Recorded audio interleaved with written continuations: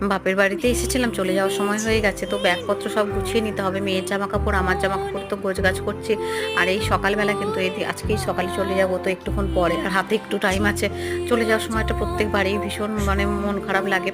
তো বাপি দেখো এখানে আমাদের তুলতে এসেছে, এসে দেখলাম লঞ্চ বেরিয়ে গেছে, আমরাও এসেছি, লঞ্চটা বেরিয়ে গেছে, এখনো 1 ঘন্টা লঞ্চ ঘাটে বসে থাকতে হবে।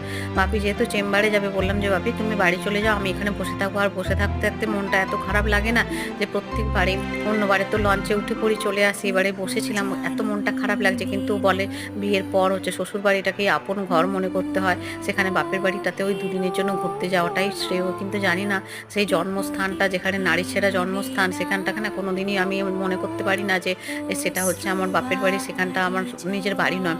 খারাপ করতে করতে উঠে বসেছি লঞ্চে, আর এখানে বসেও আছি, বেশ ঢেউ দিচ্ছে এখন, সোনায়ও ভয় পাচ্ছিল। এক এক সব যাত্রীরাও উঠেও গেল, এবার লঞ্চ ছাড়ার পালা। আর তোমরা তাড়াতাড়ি চ্যানেলটা সাবস্ক্রাইব করে পাশের বেল বাটনটা অন করে